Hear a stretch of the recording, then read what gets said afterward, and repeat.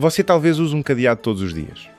Se você prestar atenção, verá um pequeno furo na parte de baixo, um detalhe curioso. Será que isso é um defeito de fabricação ou uma função oculta que ainda não conhecemos? Podemos abrir o cadeado por esse pequeno furo se perdermos a chave sem querer?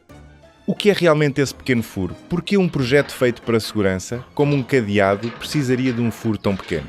Neste vídeo, vamos desvendar juntos o mistério interessante por trás desse pequeno detalhe.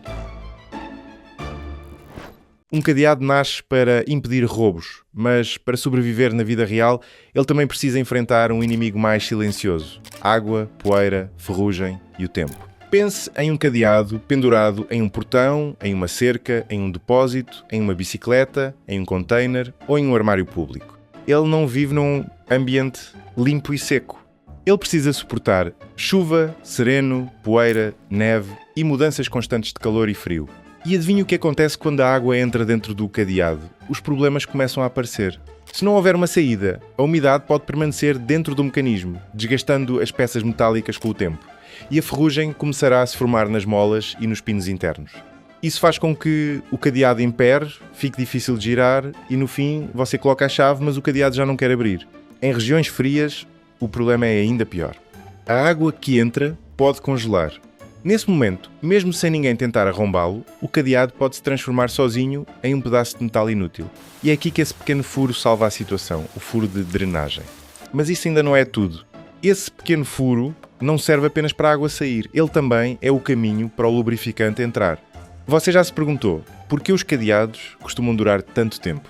O motivo também está na função desse pequeno furo: manutenção e conservação. Quando o cadeado começa a ficar seco, rangendo ou a chave já não gira suavemente, é possível pingar uma quantidade muito pequena de lubrificante específico nesse furo.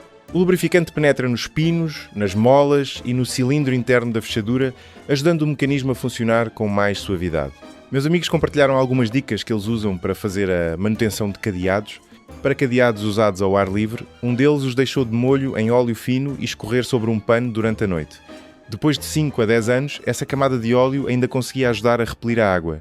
E graças a essa pequena dica, ele nunca teve um cadeado congelado no inverno. No entanto, algumas pessoas acreditam que o óleo pode conter contaminantes ou ser afetado por temperaturas altas e baixas. Por isso, elas usam pó de grafite como lubrificante. Ele preenche os espaços e ajuda a impedir que o cadeado empere. Talvez essa não seja a solução padrão para todos os tipos de cadeado, então a regra mais segura ainda é seguir as instruções do fabricante. Mas a verdade é que esse pequeno furo é um ponto de manutenção integrado de forma inteligente ao projeto. E falando em projeto, ele ainda tem outra função em que pouca gente pensa, relacionada à fabricação. Porque um cadeado não é um bloco sólido de metal. Dentro dele há um cilindro, pinos, molas e muitas peças muito pequenas que precisam ser colocadas na posição correta.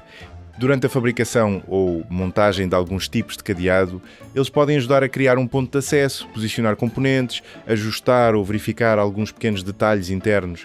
E há uma coisa muito interessante. Eu recebo muito essa pergunta, especialmente na internet. Será que esse furo pode ser usado para abrir o cadeado sem chave? Hey! Você está pensando naqueles ladrões dos filmes que só usam um objeto pequeno, enfiam no cadeado por alguns segundos e então o cadeado se abre?